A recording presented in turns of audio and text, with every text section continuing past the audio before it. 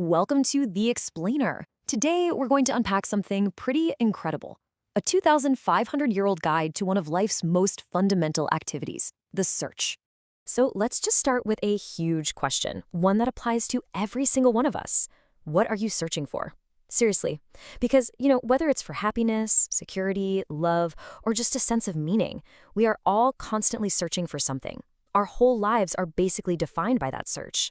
Okay, so there's this ancient text, the Pāsarāsisutta, which basically translates to the discourse on the Noble Search. And it's like a timeless playbook. But here's the radical idea it puts on the table. How we search is actually way more important than what we're searching for. He kicks things off by drawing a really clear line in the sand. He says, look, every single thing we do, every quest, every ambition, it all falls into one of two basic paths. And this one distinction, well, it's the framework for everything else he's about to say. He calls these two paths the Ignoble Search and the Noble Search. Now, I know those words sound a little old-fashioned, but hang with me here, because their simple English translations, they don't even come close to the real dynamic meaning that really unlocks this whole teaching. First up, you've got the Ignoble Search. So what's that? It's the chase for anything that is, by its very nature, temporary. Just think about it for a second. Wealth, relationships, status, all the stuff we own, every single one of those things is subject to change, to breaking down, and to eventually ending.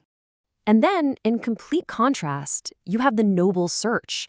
This is the quest for the one thing that isn't subject to change. It's the search for what the text calls an unshakable security, a state beyond all the chaos and decay. The Buddha called this Nirvana, which you can think of as a kind of ultimate freedom or a lasting, profound peace. So this all seems pretty clear, right? You either chase temporary things or you chase permanent freedom.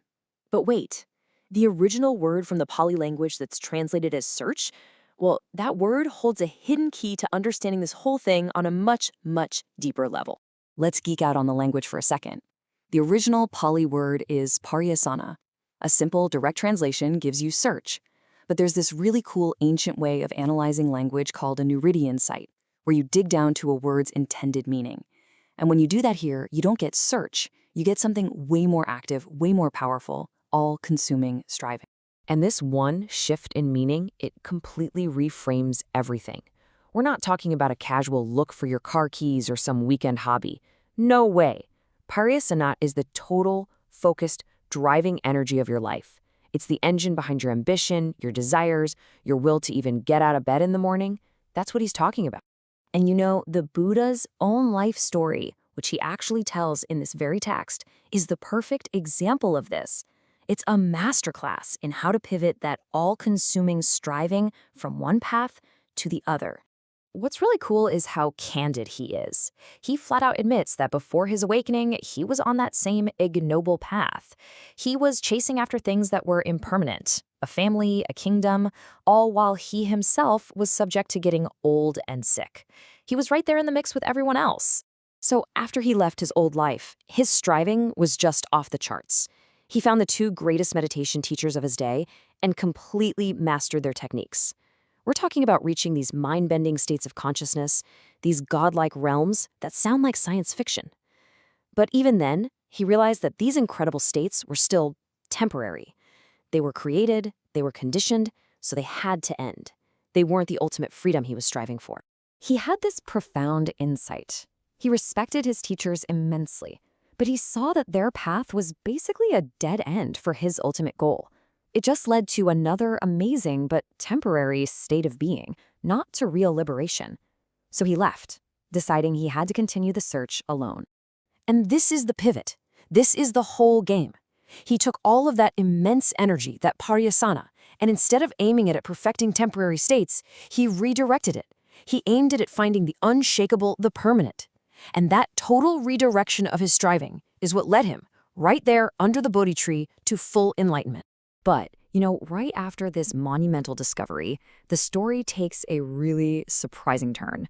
A moment of profound doubt crept in, and it almost kept this entire teaching from ever being shared with the world. The Buddha hesitated. He looked at the world and he saw people just consumed by their desires and their attachments. And he thought, man, this is just too deep, too subtle. No one is gonna get this. The text says his mind literally inclined towards just staying silent, not teaching anyone. Right at that moment of hesitation, the story goes that a deity, a god named Brahma, appeared right in front of him. And Brahma was horrified, thinking the world is lost. It's completely lost, because the one person who had found the way out was about to just keep it to himself. So Brahma pleaded with him, and he used this beautiful simile of a lotus pond. He said, look at people like lotuses. Sure, a lot of them are deep down in the mud of ignorance, and plenty are just at the water's surface. But look closer. There are some who have already risen above the water, totally unstained, just ready to bloom. They're just waiting for the sun. He begged, teach for them. And that powerful image? That's what convinced the Buddha to share his discovery. So the text wraps up with this really powerful metaphor, one that takes this whole teaching and brings it right into our everyday lives. It forces us to take a hard look at the direction of our own striving. He asks us to picture a wild deer in the forest. Now, the hunter in this scenario, that represents our own attachments, our own clinging. And the trap, the one filled with bait, that represents all the fleeting pleasures we get from our senses. This illustrates the two paths perfectly. The ignoble striving is the deer that's so consumed with getting the bait that it doesn't even see the trap. It gets caught, it's bound, and now it's completely at the mercy of the hunter. But the noble striving, that's the deer that roams the forest freely. It's aware of the trap and the bait, but it isn't controlled by them. It's untouchable. So the ultimate takeaway here is that freedom isn't about trying to get rid of our energy or our desires. It's about being smart. It's about consciously and skillfully directing that powerful, all-consuming striving away from the trap and toward the vast, open forest of freedom. And so this 2,500-year-old text leaves us with a question that's just as relevant today as it ever was. It's not simply, what are you searching for? It's much deeper. It asks, where is the total energy of your life, your pariyasana, actually aimed? At the bait or at freedom?